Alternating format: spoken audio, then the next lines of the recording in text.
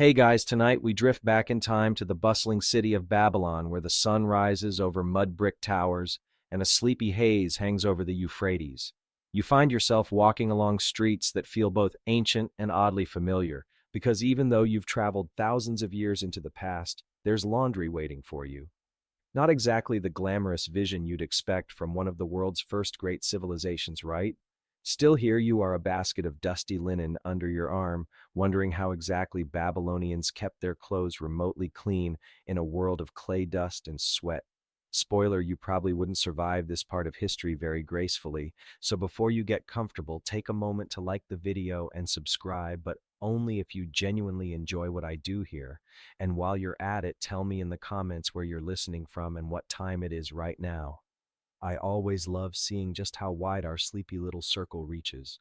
Now dim the lights, maybe turn on a fan for that soft background hum, and let's ease into tonight's journey together. The first thing you notice about Babylon in the morning is the smell, not bad exactly, but a strange mix of fresh bread, baking clay dust rising, and something faintly sour drifting from the canals. It's not long before you realize the sour note comes from the piles of laundry soaking in large jars near doorways. Linen tunics, woolen cloaks, even the occasional royal robe, everything finds its way into these vessels. You're standing in the middle of a city that believes cleanliness is not just practical, but spiritual. You can't quite call it soap the way you do today, but there's a hint of something in those mixtures of ash and oil that does the job. You walk past a row of houses, each painted with the same earthy tones of mud and plaster. Women squat at the entrances, wringing garments and chatting, their hands slick with oily residue from the day's washing brew. Men mostly pretend laundry is beneath them unless they're caught in the temple service where priests demand spotless robes. You unlucky time traveler don't get to opt out. That tunic of yours, it's already attracting dust faster than a modern white t-shirt at a barbecue. The city itself hums like an enormous beehive. Street vendors shout about figs and dates while donkeys clop past with baskets full of reeds. And tucked among this activity, you spot jars labeled in cuneiform with terms that roughly translate to cleaning oil or washing mix. These aren't household luxuries, they're everyday survival tools. Imagine trying to wear wool under the Mesopotamian sun without something to rinse the sweat away. Here's the mainstream historical fact that anchors you: clay tablets from around 2800 BCE do mention mixtures of ash and fats, which scholars agree could act as early soap. The Babylonians may not have understood chemical reactions in the way your science teacher explained them, but they sure knew a trick when it worked. The evidence shows up in the records, part recipe, part shopping list, making cleanliness less of a guess and more of a tradition. Now, for a quirkier tidbit, some households apparently used beer dregs in the cleaning process. Yes, beer.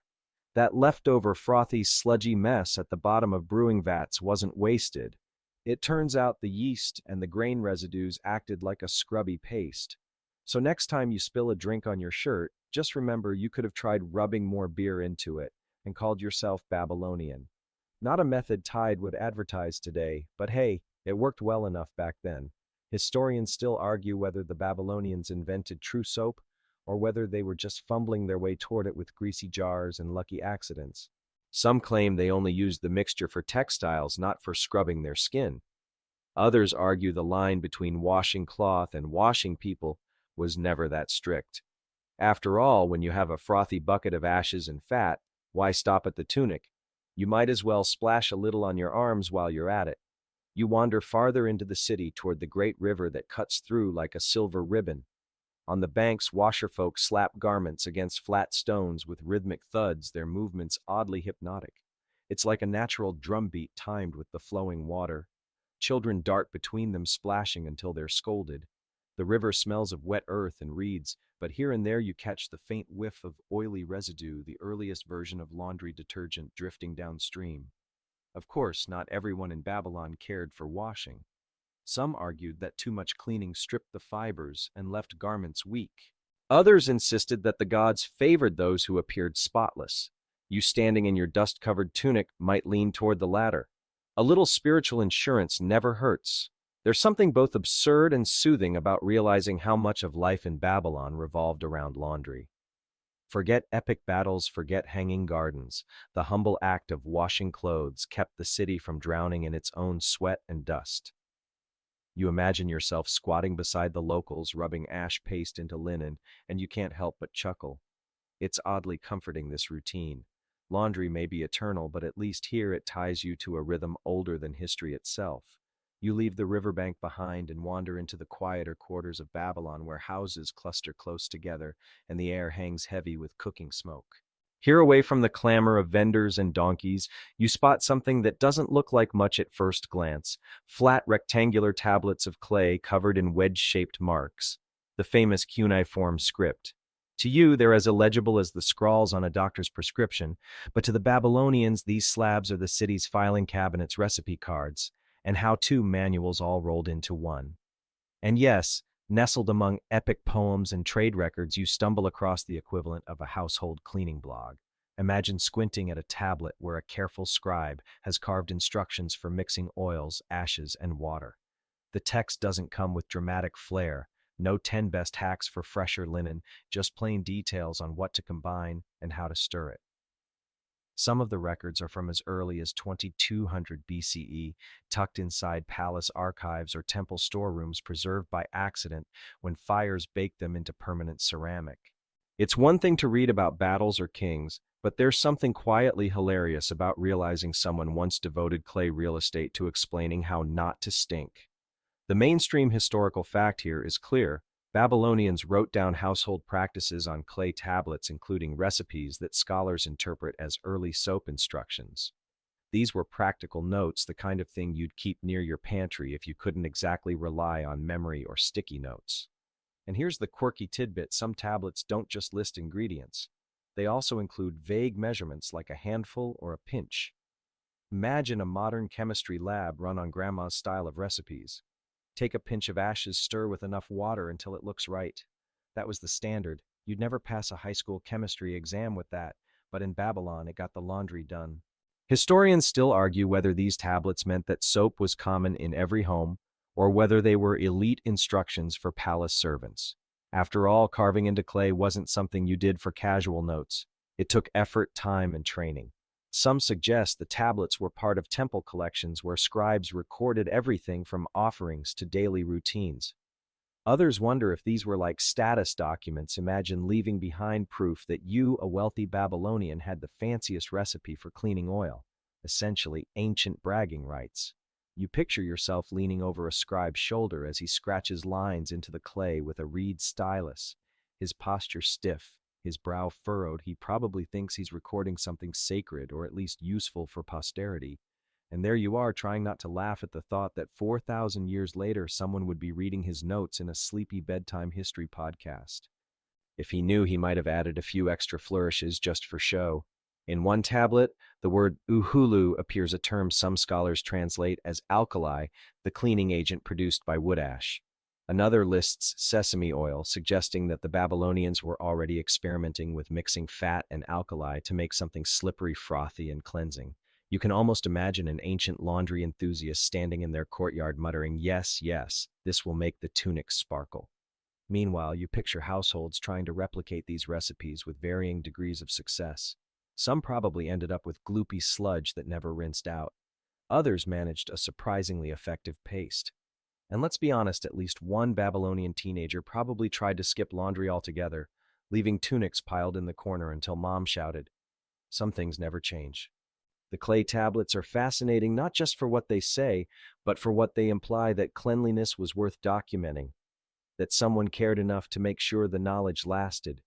It makes you wonder how many other household tips were carved into clay and then lost. Did we miss the world's first 5 hacks for cleaning your mud brick house? Maybe there was a tablet devoted to removing goat stains from wool. We'll never know. Walking past shelves of these tablets in your mind's eye, you notice how uniform they look, like bricks stacked neatly. You can practically hear the faint scratching of styluses echoing in the scriptorium. Each mark is deliberate, each wedge pressed into damp clay with precision. The scribe dips the tablet in water to keep it workable, then smooths the surface, then presses again. It's both art and utility. And yet, here you are interpreting his work not as solemn record, but as bedtime relaxation. Sorry, anonymous scribe, you've been repurposed. By now, your imaginary tunic is damp with sweat because Babylon isn't exactly breezy. You're holding your linen carefully away from your skin, wondering how long it'll be before you too need to try the soap recipe etched in front of you. The idea of stirring ashes and oil in a jar doesn't sound half bad when your shirt already smells like donkey traffic. As you trace the wedge-shaped signs with your finger, the story of soap begins to feel less like invention and more like improvisation. People needed to wash, they had the materials, and so they wrote it down because passing knowledge along was as important as the knowledge itself. You breathe out slowly, almost amused by the thought that centuries later historians would debate whether the Babylonians really had soap or just clever grease water. Either way, your tunic's going in the jar. You shuffle the clay tablet back onto its shelf, brush the dust off your hands, and make your way toward a courtyard where the real action takes place. The air here is thick with the smell of smoke and something faintly meaty animal fat simmering in large clay pots. You quickly realize this is no kitchen. This is a makeshift soap workshop, and the workers are brewing up a recipe that feels more like an alchemy experiment than household chores. The process is straightforward enough in theory. Take the ashes left over from burning wood, mix them with the leftover fat from butchering animals, and heat the whole mess until it thickens into a paste. Easy, right? Except you're standing here watching a man stir with a reed paddle, and the mixture looks exactly like porridge gone wrong. He doesn't seem bothered. He's sweating, humming, and occasionally dipping a finger in to test the texture. You decide not to ask if he's ever mistaken it for dinner. Here's your solid historical fact. Archaeological finds and written records confirm that Babylonians combined fats with alkaline salts produced by ashes as early as 2800 BCE. In chemical terms, it's a crude form of saponification, the same reaction that modern soap makers rely on, minus the stainless steel pots and safety goggles. They didn't understand the chemistry, but they had eyes. If the mixture lifted grease off linen, then the recipe was a keeper. Now for the quirky tidbit, some Babylonian recipes included not just animal fat, but also goat tallow, specifically a detail that makes you imagine an entire herd being kept partly for soap production. Picture yourself standing in a dusty pen surrounded by bleeding goats, one of them giving you a suspicious side eye as if it knows you're eyeing it for its future laundry contributions. You can't help but think somewhere out there, a Babylonian probably joked about wearing goat juice on his robe. Historians still argue whether the Babylonians deliberately engineered these soap-like mixtures or whether it all began as a happy accident. The classic theory goes like this: people cooked fatty meats over wood fires, drippings fell into ashes, a rainstorm swept through, and voila, a frothy sludge formed at the bottom. Someone brave enough tried rubbing it on fabric, and to their surprise, the stains lifted. Was it an intentional invention, or the result of a messy barbecue gone wrong? Scholars debate, but you're free to imagine a curious cook staring at a greasy puddle and thinking, hey, might as well try it on my laundry. The workshop you're watching feels oddly theatrical. One man pours the hot mixture into large clay jars, another stirs, and a third fans the flames with a bellows made from goat skin. Around the courtyard, kids watch wide-eyed, fascinated by the bubbling cauldron. You half expect someone to cackle like a witch. The smell is intense, earthy, smoky, oily, and strangely comforting. You inhale, then cough, then remind yourself that at least it's better than sweaty tunics left to rot. A woman enters carrying a small bundle of herbs. She sprinkles them into the mixture, and the scent changes instantly. Lavender? No, that's too European. Probably juniper or maybe some crushed myrtle leaves. Either way, the soap now smells like someone tried to hide the goat fat under a blanket of perfume.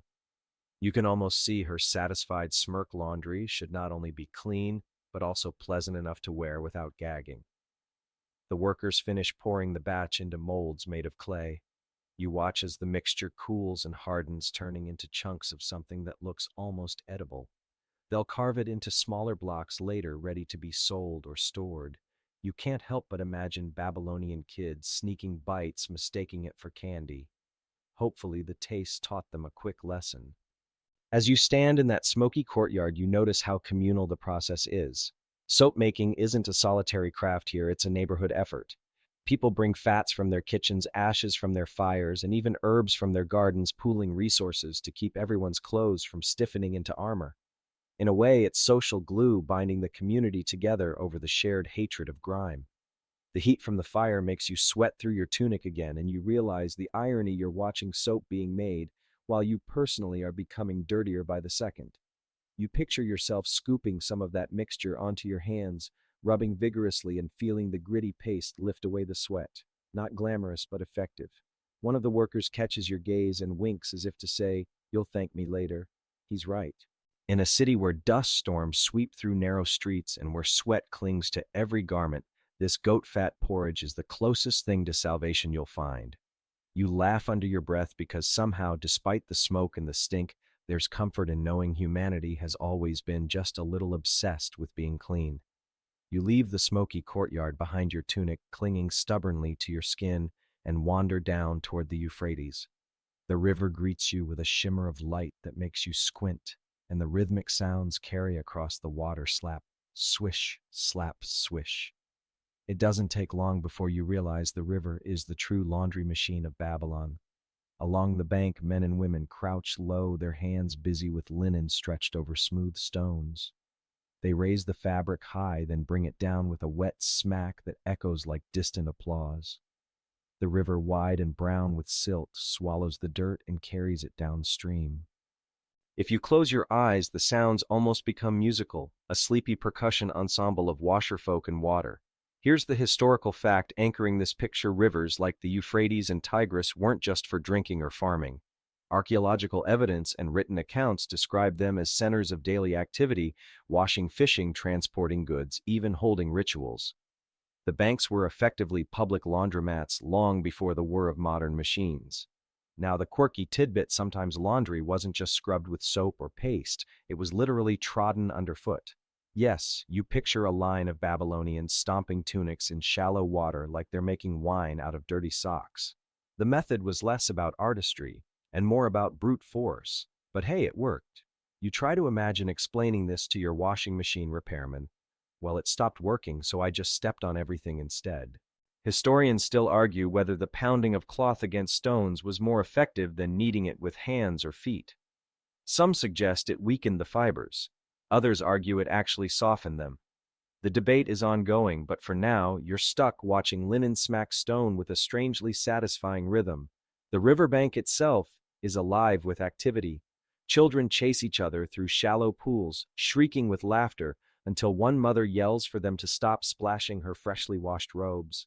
Dogs sniff around piles of wet clothes, looking far too interested in stealing a snack of goat fat soap. You catch one mutt sneaking a lick, only to gag dramatically and trot away tail tucked. Ancient lesson learned: soap is not food. You crouch beside a woman who's vigorously scrubbing a tunic. She looks at you, then gestures as if to say, "Well, don't just stand there, help." Reluctantly, you dunk your own dusty tunic into the river. The water is cool and silty, tugging at the fabric as though eager to help. You follow her lead, lifting the tunic high and smacking it against the rock. The sound is oddly cathartic, like clapping away the stress of the day. She laughs at your sloppy attempt, shaking her head, and you grin sheepishly. Laundry is humbling. Above the bank, merchants pass by on reed boats loaded with jars and baskets. Some carry extra soap mixtures, others bundles of reeds for mats, but all slow down to watch the spectacle of washerfolk at work. Laundry, it seems, is public entertainment too. You wonder if gossip is traded as freely as soap recipes here, and you'd be right, conversations buzz around you like dragonflies. The smell of river reeds mixes with faint traces of oil, creating a scent that's not unpleasant but definitely unique. Your nose twitches as you realize that the smell of clean here is more earthy than floral. Forget lemon-scented detergent, Babylonians were going for eau de Euphrates. A man nearby sings softly as he works a tune that rises and falls with the slaps of cloth on stone. Others join in, creating a makeshift chorus, their voices blending with the steady rush of water. You can't quite catch the words, but you guess it's something about daily life, maybe a hymn to a god of cleanliness, or maybe just a grumble about stubborn stains. Either way, it fits the rhythm of the work. And then comes the comic moment: one washer smacks a tunic too hard, loses her grip, and watches in horror as the cloth sails into the river. The current snatches it up, sweeping it downstream. Everyone bursts into laughter except the poor woman, who scrambles after it, shouting. You can't help but think, that's one way to let the river do all the work. By now, your arms ache from helping. You lay your tunic across a reed line to dry, watching droplets fall like tiny gems. The linen, though still rough, already looks brighter, the dust rinsed away. You realize how universal this moment is, clothes hanging to dry sunlight filtering through damp fabric, a breeze teasing at the edges. Whether it's Babylon or your own backyard, some scenes never change. As you step back, you breathe in deeply, savoring the mix of water, soap, and sun. Laundry, for all its mess and effort, feels like a small victory against the chaos of dust and sweat. And here beside the Euphrates, you're part of that timeless ritual. The riverbank fades behind you, but the sense of ritual lingers. You find yourself drawn toward the towering ziggurat that looms over the city, its steps rising like a staircase to the gods. Near its base, priests and priestesses bustle about, their robes spotless, their hair oiled and combed. It's obvious that for them, laundry isn't just a chore, it's preparation for meeting the divine. Here's your grounding fact: in Mesopotamian religion, ritual purity was crucial. Priests were expected to maintain absolute cleanliness before entering temple spaces, and this extended to their garments. Written sources emphasize bathing and wearing freshly washed clothes as part of temple service. In Babylon, being dirty wasn't just socially awkward, it was spiritually dangerous. And now for the quirky tidbit: some ritual instructions included odd details like sprinkling water mixed with cedar oil onto garments to make them more pleasing to the gods. Imagine showing up to a sacred ceremony only to be sent back home because your tunic didn't smell pine fresh enough. You'd never survive Babylonian temple laundry inspections. Historians still argue whether ordinary Babylonians adopted these purity practices for their daily lives, or if such strict cleanliness was limited to the priestly elite. Some say the average citizen barely kept up washing when necessary, while others suggest temple standards trickled down into household routines. As usual, the debate remains muddy, much like your tunic before you dunked it in the river. You pause to watch a group of attendants carefully laying out robes across low stone benches. They dab them with fragrant oils, comb out stray fibers, and check every hem for dirt. Each robe gleams white in the sun, almost blinding compared to the dusty garments of ordinary folk. You wonder how many poor washerfolk labored to keep them this spotless. Nearby, a priest chants as he pours water over a vessel, his voice low and rhythmic. You can't help but notice his sleeves are spotless too. It dawns on you that cleanliness here isn't just hygiene, it's theater. Every detail is designed to impress the gods and the onlookers alike. Imagine the humiliation of being the one priest who showed up with a mysterious stain on his robe. Not exactly the kind of omen you want in front of Marduk. You wander deeper into the temple courtyard and see a basin filled with clear water. A novice stands waist-deep in it, scrubbing his own garments by hand before donning them again for service. He winces at the chill, but his determination never falters. For him, laundry is an act of devotion. Watching him, you realize how blurred the line was between cleaning and worship, between soap and sacrifice. Then comes the lighter side. Imagine the priests debating laundry tricks in hushed tones. You must soak in cedar oil overnight. Nonsense, goat fat paste works best. Ah, but frankincense will truly please the gods. You picture them like modern neighbors comparing detergent brands at the supermarket, except with divine approval on the line. One priest notices you staring at the robes and offers a faint smile. He gestures as if to say, "Purity begins here." You nod politely, though in your head you're thinking purity also begins with someone scrubbing goat tallow into a tunic until their arms fall off. Not quite the lofty version he had in mind, but true nonetheless. As the day drifts toward afternoon, incense smoke rises above the temple walls, mingling with the faint scent of soap and herbs from the laundry stations. It's a strange combination, sweet, earthy, oily, and yet it creates an atmosphere that feels both sacred and mundane. You realize the Babylonians didn't draw sharp lines between daily chores and spiritual life. Washing clothes wasn't just practical, it was a ritual step toward order in a world of chaos. Standing there, you can almost hear the faint echoes of countless generations scrubbing, rinsing, perfuming, and offering up the results as a proof of devotion. You smile to yourself because somehow laundry in Babylon has managed to elevate itself from drudgery to holiness. And yet at the same time, you know the workers hunched over vats of fat and ash weren't whispering prayers, they were probably muttering about stains that refused to budge. You let out a soft laugh under your breath, imagining the gods leaning down from their lofty perch. not to admire grand temples, but to sniff approvingly at the freshly laundered robes. Cleanliness, it turns out, was divine business. Leaving the temple's shadow, you make your way toward the palace district. The air grows quieter here, less full of chatter, and more of footsteps echoing against tiled courtyards. You slip through an open gate and suddenly find yourself in a different world, the laundry of royalty. Here, laundry isn't just about removing dust and sweat, it's a performance of power. The courtyard is bustling with attendants, their sleeves rolled up, splashing tunics and cloaks in large ceramic basins. Some kneel scrubbing ornate robes with deliberate care, while others carry steaming pots of water hauled in from the kitchens. You notice the difference right away. This isn't the slap of cloth against river stones. This is controlled, meticulous, almost ceremonial. Every robe belongs to someone important, and heaven forbid you ruin a hem stitched with imported dyes.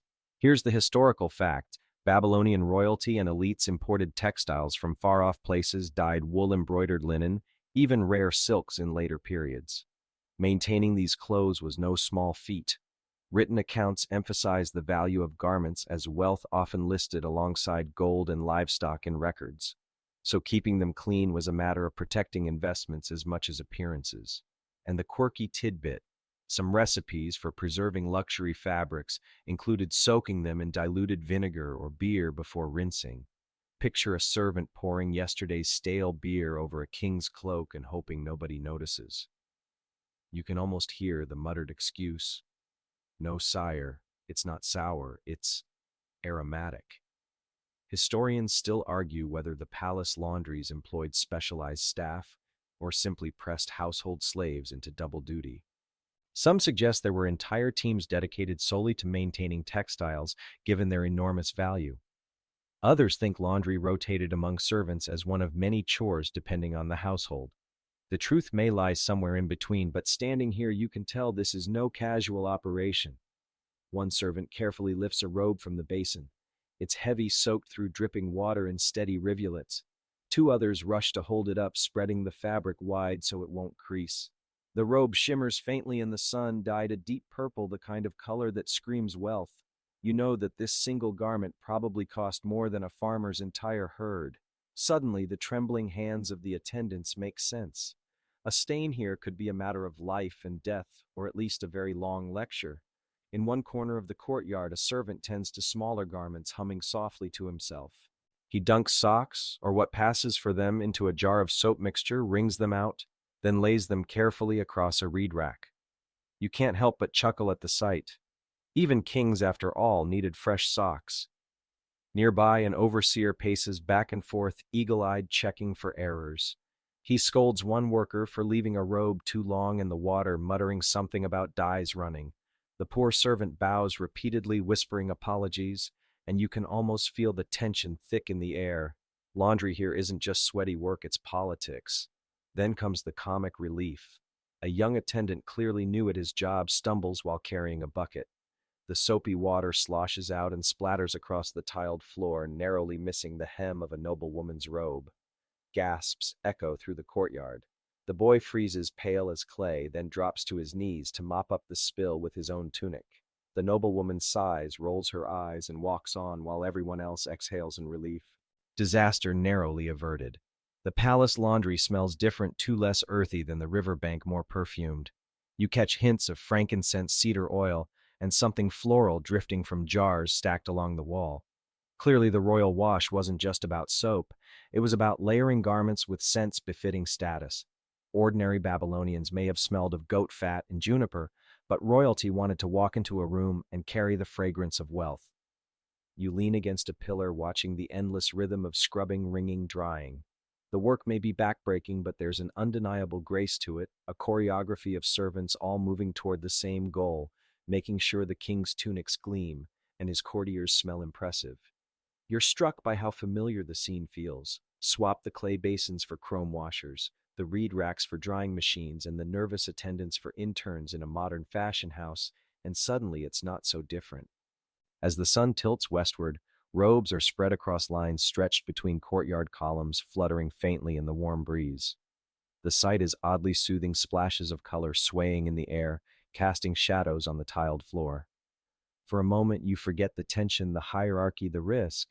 All you see is laundry drying, timeless and universal. You smile quietly to yourself, realizing that no matter the century, laundry has always been both necessity and performance. In Babylon, it just happened to come with more perfume and purple dye. You step away from the palace courtyards, the scent of cedar oil still lingering faintly in your nose, and drift back toward the city's heart.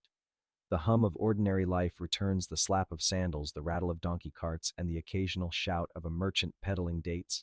But today you're not here for fruit or gossip, you're here to find the scribes. Because somewhere between their rows of clay tablets, the story of soap is written down, pressed into the clay itself, and waiting for you like an oddly domestic treasure. The scribal quarter feels calmer, hushed. The walls are lined with shelves upon shelves of tablets, baked rectangles of knowledge, each one heavy with wedge-shaped impressions. Scribes sit cross-legged at low desks, styluses tapping softly in clay like a strange percussion section. You wander through, listening to the scratching rhythm, and imagine the collective hum of information being quietly secured against time. Now here's the historical fact: Babylonian cuneiform tablets include references to soap-like substances, often described as mixtures of water, alkali, and oils. These weren't always framed as laundry soap in the way we think today, but the recipes are there, part household necessity, part medicinal curiosity. Archaeologists have found tablets dating back nearly 800 years, describing procedures not unlike modern soap making. Then comes the quirky tidbit: some tablets mention soap, not only for cleaning clothes, but also for dyeing wool. The same mixture that lifted dirt could prepare fibers to absorb color more evenly. So you can picture it, your laundry soap moonlighting as a hairdresser's assistant, quietly ensuring Babylonian tunics popped with rich hues instead of looking patchy. Who knew detergent could be fashion-forward? Historians still argue whether the Babylonians consciously understood saponification, the chemical reaction between fats and alkalis, or whether they simply stumbled on the result by accident and kept the recipe alive because it worked. Some believe it was discovered when cooking fires left ash near fat scraps, creating a curious residue that proved unexpectedly useful. Others think it was a gradual refinement observed carefully by generations of domestic experimenters. Either way, the tablets don't spell it out. They just leave us breadcrumbs and clay. You lean closer to one tablet. The wedge marks are shallow, faint with age, but a scribe murmurs softly beside you, translating as if reading a bedtime recipe. Take oil, take potash, boil with water. It's strangely soothing, like hearing instructions for porridge or stew. You half expect him to add season with salt to taste. Another scribe chuckles at your bewildered face and adds, of course, the oil was often sesame. Suddenly, the scent of sesame wafts through your imagination, nutty, warm, comforting. You can almost feel a slick of golden oil slipping between your fingers, ready to meet a bucket of alkaline water. The result wouldn't look like our crisp, modern soap bars. It would have been more like a paste stored in jars or smeared directly onto cloth. Messy but effective. In the corner of the room, a young apprentice drops his stylus and groans. He's been copying the same recipe line for what looks like hours. His teacher shakes his head, muttering something about discipline, then gives the boy another tablet to start fresh. You catch the boy's eye, and he grins sheepishly, shoulders hunched, as though saying, yes, even in ancient Babylon, homework was never ending. The scribe's world is orderly, almost meditative. Each impression in the clay is like a heartbeat, steady and enduring. And yet you realize these aren't just dry records. They are the sticky fingerprints of everyday life. People kneaded their robes, cleaned their linens, softened, their wool brightened. So here it all is, immortalized in cuneiform, thousands of years before the word laundry day even existed. You find yourself marveling at how unglamorous the preserved knowledge is. Not tales of conquests or divine decrees, though those are here too, but the instructions for keeping a tunic from smelling like goat. That's what made the cut, literally carved into clay. Imagine a Babylonian scholar proud of his library, and among hymns and laws he points out the tablet titled Soap, Laundry, and Wool Treatment. Riveting stuff, he'd say, absolutely riveting. As the day slips by, the golden light from the windows slants across the tablets, making their wedge-shaped marks glow like constellations. You trail a finger across the cool surface of one tablet, trying to trace the story. Your fingertip dips into grooves carved almost 3 millennia ago, and suddenly you feel as though you're touching the past itself. It's humbling, really, how something so ordinary as soap could survive longer than the people who made it. The scribes nod politely as you back away, murmuring your thanks. Their clay records will outlive them, and they seem to know it content in the slow permanence of their work. You step back out into the Babylonian streets. Somewhere nearby, laundry is soaking in tubs soap paste, clinging stubbornly to cloth dyes setting into wool. And behind it all, quietly, the scribe's tablets keep the memory safe, waiting for curious wanderers like you to stumble in and marvel at the sleepy wonder of it all. You wander deeper into the city, following the scent of baking bread until it mingles with something sharper, more bitter. Ahead of you stretches a marketplace, sprawling and noisy, a riot of stalls and voices. Here, amid baskets of figs and amphorae of beer, you spot the traders dealing in the raw stuff of soap, the alkali powders, the heaps of oily seeds, and the jars of pungent fat. The clamor of barter fills your ears, and suddenly laundry feels less like a chore and more like an economy. The market is hot and dusty, and the air tastes faintly of ash. You see women haggling over little clay jars filled with what looks like gray flour. The merchant insists it's ash from date palm wood, finest in the district, perfect for making cloth shine like the moon. You run a pinch between your fingers. It feels gritty, almost chalky, and clings to your skin. This, you realize, is alkali, one of the key ingredients in Babylonian soap. Here's the historical fact: Babylonians knew to burn certain plants and woods to create ash high in potassium carbonate, the primitive alkali they needed. Combined with fats or oils, this ash would react to produce a soap-like substance. Though they didn't explain it chemically, they understood it practically. Ash from one plant worked better than another, and the best was worth trading. The quirky tidbit: some merchants advertised their ash as from sacred fires or collected under special moons. Superstition was great marketing after all. You can almost picture a weary buyer muttering, "Fine, fine, give me the lucky ash. Maybe this time the tunics won't reek." Clever branding hasn't changed much in 3,000 years. Historians still argue whether the soap trade was a formal industry or a loose collection of household experiments. Was there a guild of soap makers plying their craft, or just families tinkering in kitchens, passing recipes along by habit? The tablets hint at both, but the evidence isn't clear. You glance around at the stalls and wonder if these merchants thought of themselves as chemists, hustlers, or just tired parents trying to sell the ash they had too much of. You drift toward another stall where sesame oil glows golden in a shallow bowl. The merchant stirs it lazily with a reed spoon, letting the light catch its sheen. He gestures at you, offering a sample to rub on your skin. The oil feels silky smooth, almost luxurious.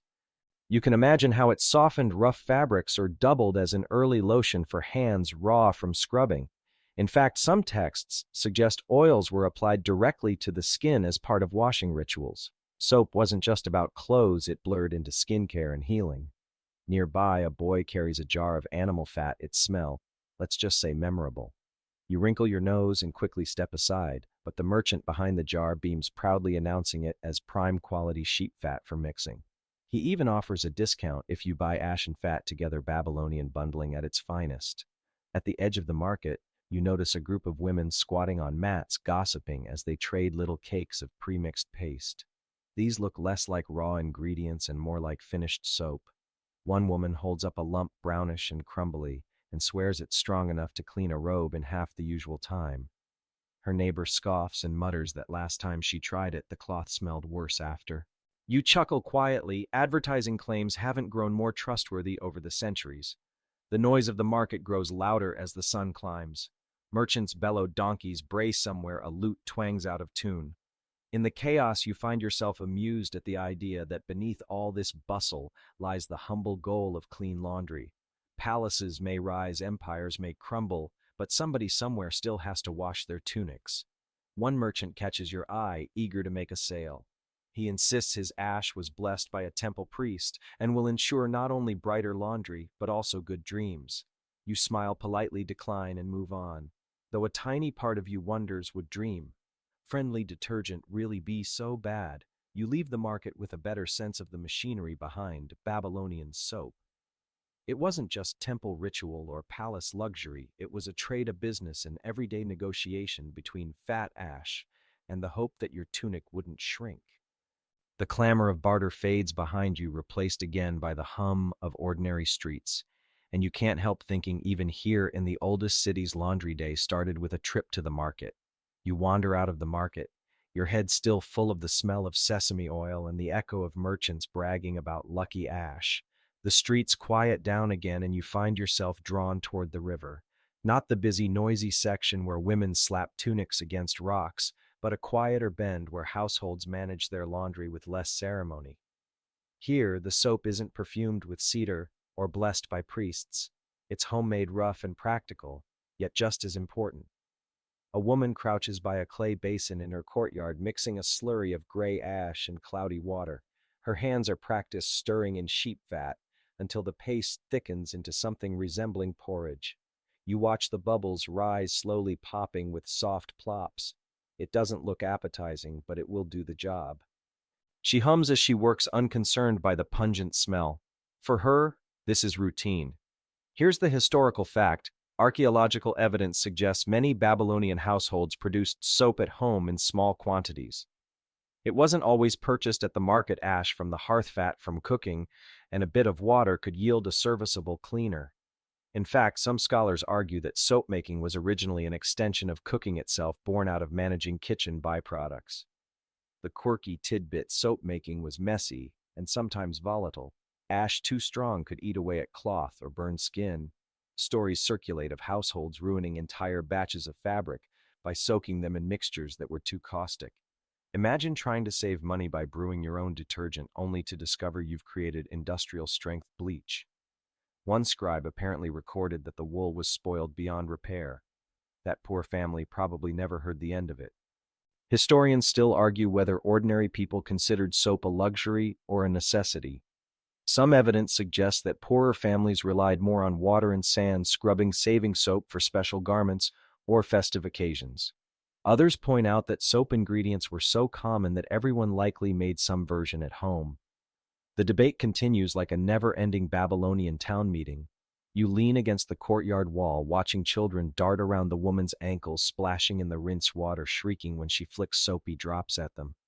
Laundry day here is both work and play. The children tug damp tunics from a reed rack, pretending to be kings with flowing robes before being scolded and shooed away. You chuckle softly. Kids, it seems, never change. Another neighbor arrives carrying a bundle of woolen cloth.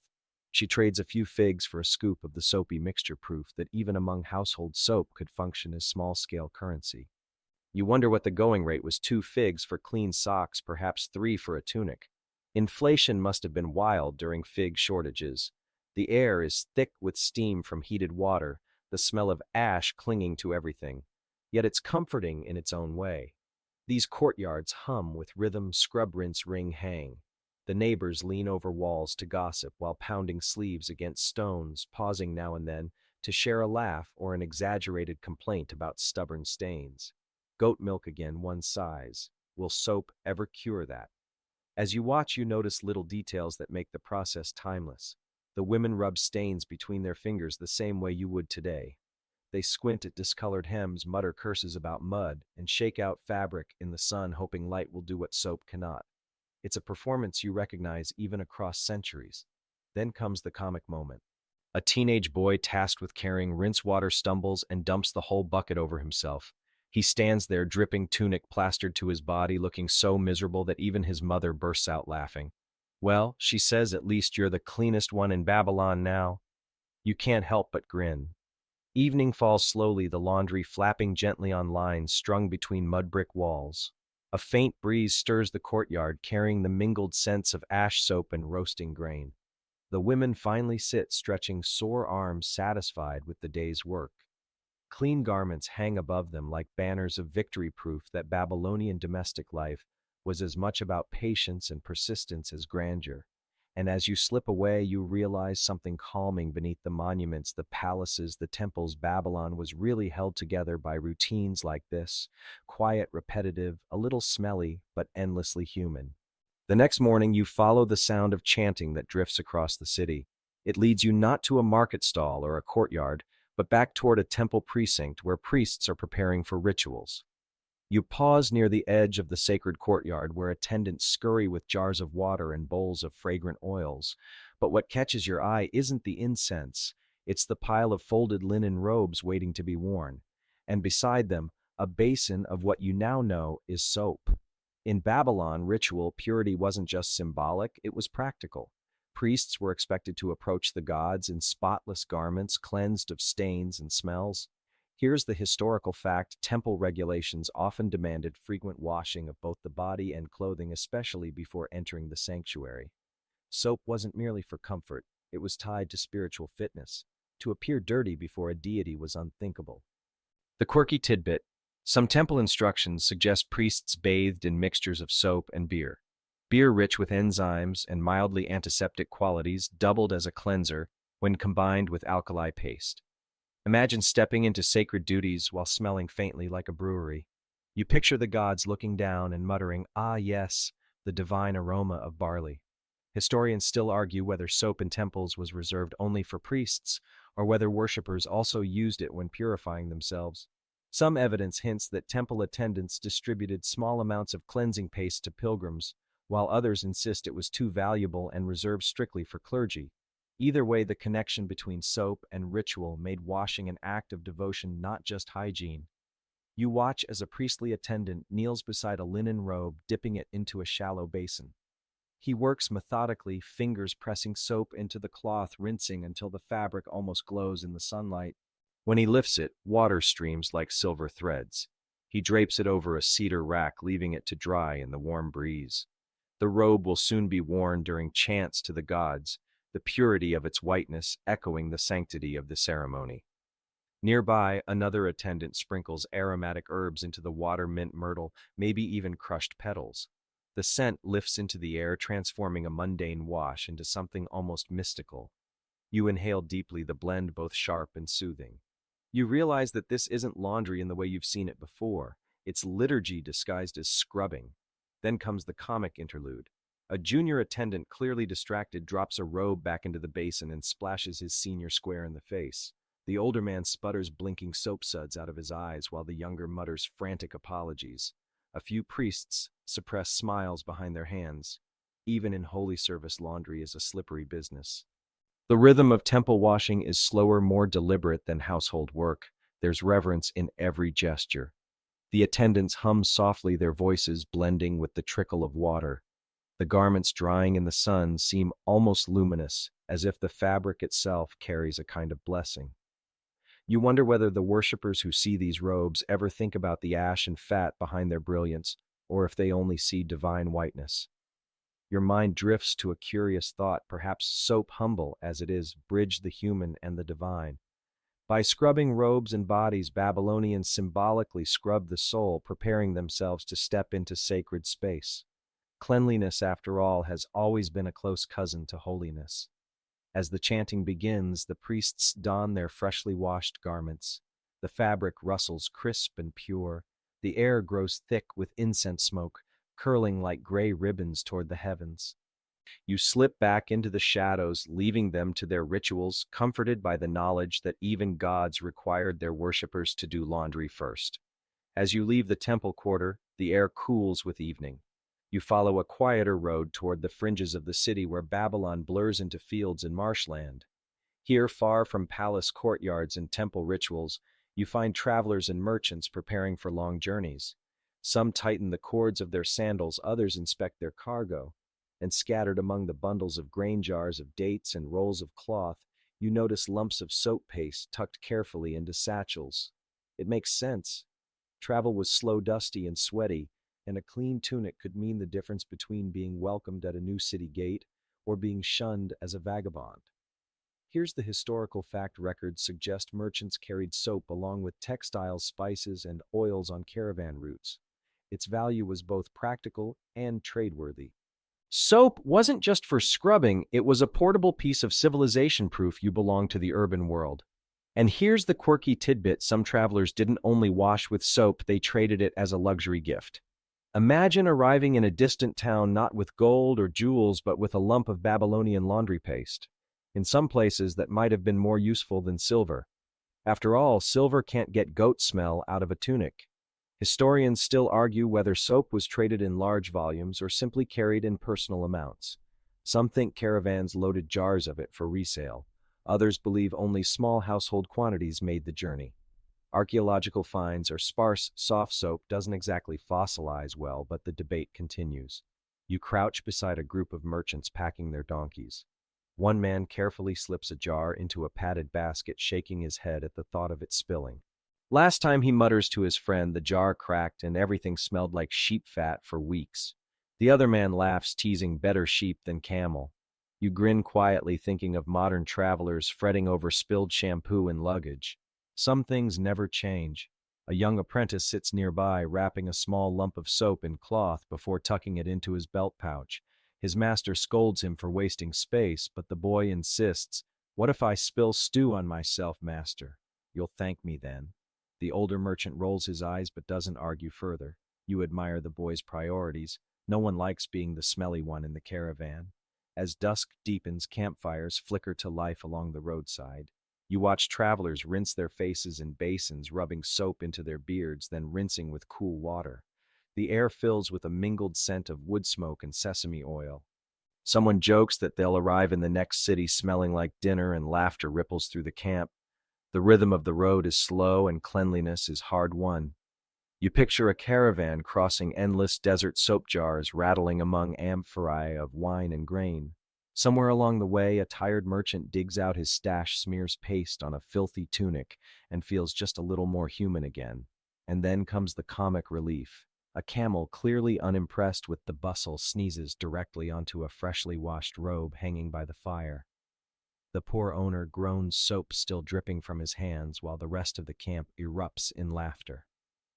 The robe goes back into the basin, proving once again that laundry is a never-ending battle, no matter how many gods or camels you pray to. The stars brighten overhead, glittering like pins on black velvet. You lie back on the grass, listening to the low hum of traders swapping stories by firelight.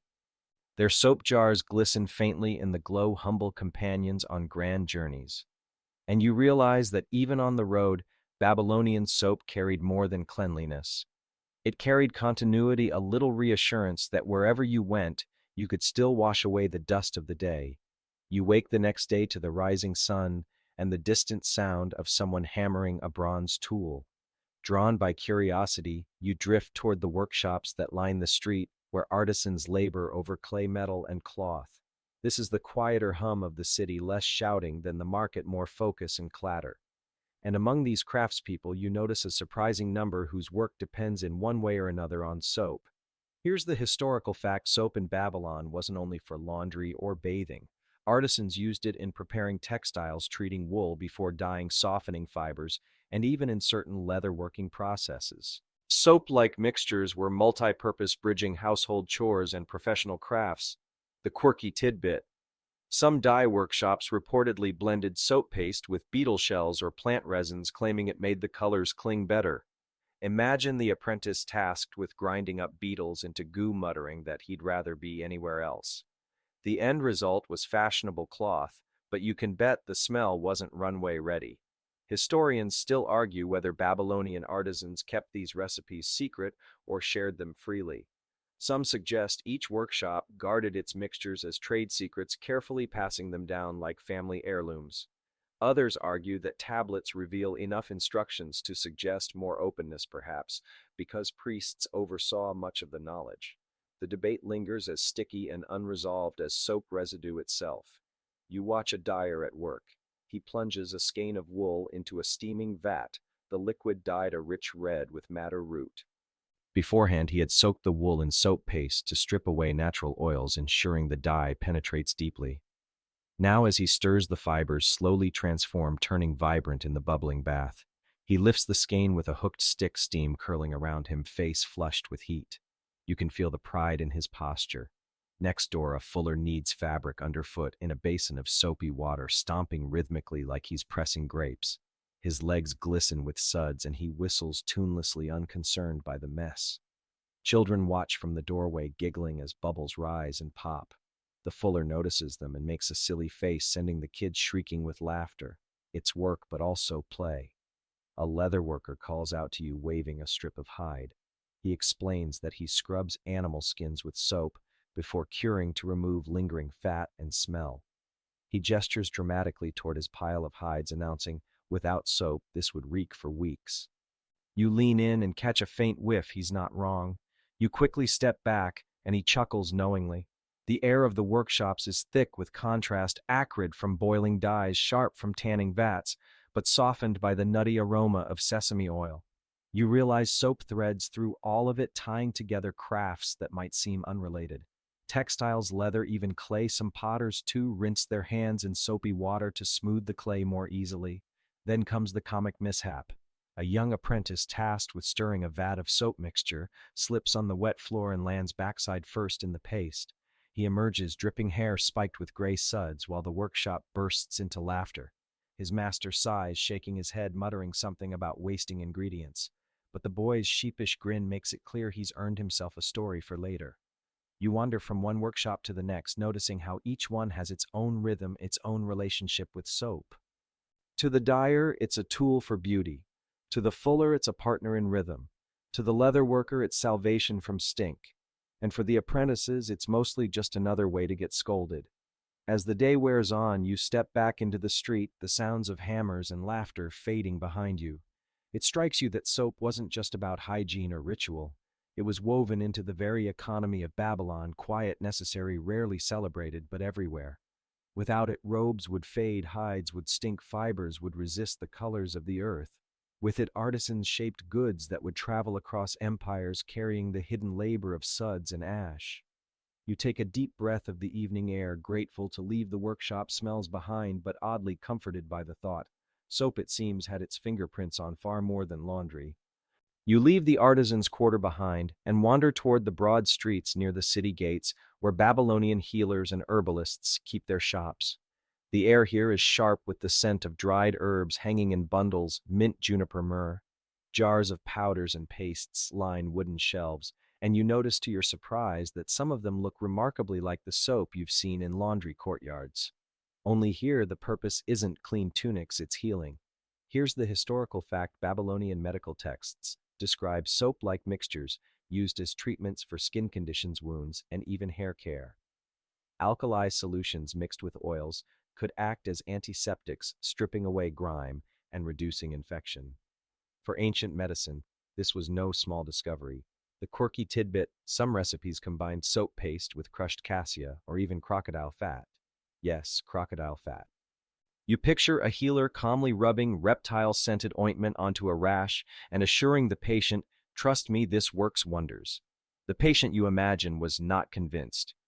Historians still argue whether Babylonians truly thought of soap as medicine or simply as a cleansing aid that happened to improve health. Some texts list it alongside herbs as a remedy, while others tuck it into hygiene instructions. The ambiguity makes scholars scratch their heads, debating whether soap belonged to doctors, priests, or housewives. You step into one small shop where a healer is preparing a jar of salve. He mashes together sesame oil, ash paste, and ground herbs with the rhythmic patience of someone who has done this 1,000 times. The mixture glistens under lamplight, thick and glossy. He explains softly that it will be applied to a child's rash. The gods may heal, he says, but soap helps. Another healer shows you a jar labeled for hair care. He dips a comb into a soapy solution and drags it through a young boy's curls, muttering prayers to drive away lice. The boy squirms, scowling at the bitter smell. His mother looks on, approvingly relieved at any chance of pest-free nights. In the corner, an elderly man limps forward, rolling up his sleeve to reveal a healing wound. The healer gently washes it with warm water mixed with soap paste. You watch as dirt and dried blood lift away, leaving the skin cleaner if still raw. The healer nods, satisfied. You can feel the unspoken hope in the room that cleanliness might outpace infection, giving the body a chance to mend. Of course, medicine always has its awkward side. A young apprentice mislabels a jar and accidentally smears what was supposed to be laundry paste onto a man's scalp. The poor patient ends up foaming like a startled goat. The room bursts into laughter. Even the healer chuckles, shaking his head before rinsing the man off and starting again. The patient, dripping suds, doesn't look nearly as amused. As evening shadows stretch across the street, you notice how blurred the line is between hygiene and healing. For Babylonians, washing wasn't just cosmetic, it was medicinal. Soap straddled both worlds, keeping bodies healthy as much as it kept them respectable. You step back into the street, the smells of herbs and ash lingering on your clothes. Behind you, healers continue their slow, careful work, smearing, rinsing, soothing. You realize that for all its humble beginnings, soap had become a quiet ally in survival, a partner in the long battle against illness. And as you walk away, you can't help but smile at the thought that something as unglamorous as laundry paste was, in its own way, a doctor's assistant helping Babylonians not only look cleaner, but live longer. You drift back toward the palace district where courtiers and servants prepare the halls for a feast. Torches sputter against marble walls, music floats through the corridors, and embroidered garments hang in neat rows along the side chambers. Tonight, the nobility dine on honey cakes and roasted lamb, and though the conversation will cover politics and omens, what strikes you most is how much effort has gone into their appearance. Here's the historical fact: elite Babylonians placed enormous value on cleanliness and presentation. Written records suggest servants laundered robes frequently using soap mixtures before pressing the fabric with heated stones to smooth wrinkles. It wasn't enough to simply own fine linen, you had to keep it spotless. Stains were social embarrassment, the ancient equivalent of arriving at a gala with spinach between your teeth. The quirky tidbit: some nobles reportedly perfumed their robes after washing, storing them with herbs like lavender and fenugreek. Imagine opening your wardrobe and being greeted by a rush of floral steam centuries before commercial fabric softener. If only they had invented fresh meadow breeze candles while they were at it. Historians still argue whether nobles washed themselves with soap as diligently as they washed their clothes. Some evidence hints that they relied more on perfumed oils and scrubbing with pumice stones. Soap, thick and messy, may have been considered too common for the body, better left to laundry. Others believe certain refined versions existed, scented and smoothed for noble skin. The jury is still out, and your nose twitches at the thought of trial and error. You watch as a servant wrings out a tunic in the courtyard, soap foam sliding into the drain. She lays the fabric flat, tapping it rhythmically with a wooden mallet to press water out. Another servant hovers nearby with a basket of herbs, sprinkling crushed petals between folds. The tunic will dry fragrant, ready to rustle softly under lamplight in the banquet hall. Inside, you spot a nobleman adjusting his robe, sighing as a small stain refuses to lift. "Perhaps the gods curse me," he mutters. His wife leans in deadpan. "Perhaps you should eat more carefully." You chuckle silently, marital banter timeless as dust. As the feast begins, courtiers sweep into the hall, their garments gleaming under torchlight. Perfumed soap clings faintly to the air, mixing with roasted lamb and wine. The combination is oddly comforting, if a bit dizzying. You imagine sitting among them, tugging self-consciously at your own robe, hoping no soap residue clings to your sleeve like a chalky badge. One servant, perhaps too enthusiastic with rinsing duties, has left streaks of soap across a noble's cloak. Under firelight, they shine like awkward constellations. The noble pretends not to notice, but whispers ripple down the benches. You can't help but grin. Ancient dry cleaning was far from foolproof. As music swells and cups clink, you step back from the hall. Nobility may glitter, but behind their sparkle lies an army of laundresses, soap jars, and drying lines. Every gleaming tunic carries with it the smell of ash and oil, the hidden labor of common hands. Outside, the night is cooler. You walk past servants folding damp linen still warm from pressing stones. They chatter softly, joking about which noble will spill wine first. You leave them to their work, realizing that in Babylon even grandeur rested on soap bubbles. The mighty could not appear mighty without the quiet work of suds and cloth. Night deepens over Babylon. The streets empty as merchants shutter stalls and temple priests retire to their quarters. You wander toward the riverbank once more, where the Euphrates glimmers under torchlight. The water carries the faint scent of ash and oils, reminders of the soap paste washed downstream throughout the day. Here the city exhales. You feel the hum of countless lives woven together by rituals as ordinary as washing and as cosmic as prayer. Here's the historical fact: Babylon endured for centuries. As a hub of culture, and soap was part of that daily rhythm. Clay tablets from the 2nd millennium BCE, mention alkali-based cleaning agents, showing that people here cared about hygiene long before the Romans built their baths. Soap wasn't a luxury, it was a thread binding homes, temples, and workshops. The quirky tidbit. Some recipes for cleaning agents include instructions so cryptic that scholars today joke they sound like baking disasters. Lines such as "stir until the foam listens" leave modern translators scratching their heads. You imagine a Babylonian housewife frowning at her bubbling pot, asking, "Well, does this foam listen, or is it ignoring me?" Historians still argue whether Babylon truly invented soap as we know it, or whether Egyptian Sumerians or even later Persians deserve the credit. The debate bubbles endlessly, much like a soap pot left too long on the fire. Some scholars claim Babylonians only stumbled onto cleaning paste accidentally. Others insist they systematized recipes that spread across the Near East. The truth likely lies somewhere in the frothy middle. You lean against a stone pillar, listening to the rustle of palm trees by the river. In your mind's eye, you see the laundresses from earlier, their hands raw from scrubbing, laughing anyway as they hang tunics to dry. You picture priests pouring soap water over sacred vessels, merchants tucking jars into satchels, healers smoothing paste onto rashes, nobles inhaling perfumed robes before a banquet. Every corner of the city touched by suds and lather. A breeze carries the distant sound of a donkey braying, followed by the slap of water as someone rinses clothes at the river's edge. Even at this hour, laundry never quite ends. Soap has become a quiet heartbeat beneath the grandeur of Babylon, invisible yet essential, humble yet enduring. Then comes your final laugh for the night. A guard walking the wall sneezes so violently that he startles a passing cat, which darts straight into a bucket of soapy water. The cat leaps out, wet and furious, sprinting down the street like a foam-covered comet. The guard stares bewildered. Somewhere a laundress groans, "Not again."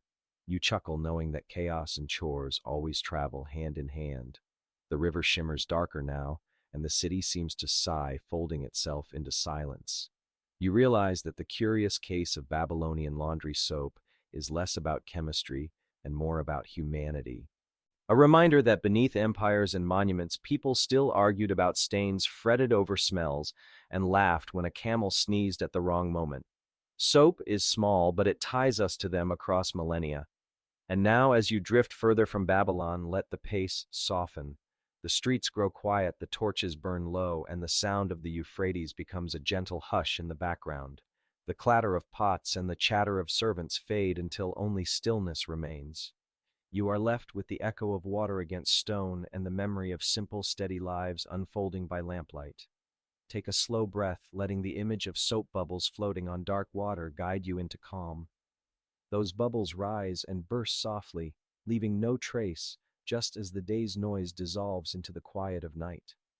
The laundresses are asleep, their hands resting, the merchants have set aside their loads, and the healers' jars of ointment stand untouched until morning. Even the palace banquets have ended, leaving garments perfumed and folded away. Feel the city recede into shadow, its bustle dimming, until all that remains is the steady river and the endless sky above. The stars glimmer faintly, unchanged from the nights the Babylonians once gazed at them, dreaming of omens, stories, and the same comfort you seek now. Let your shoulders relax, let your breathing slow, and imagine lying on cool grass near the water's edge.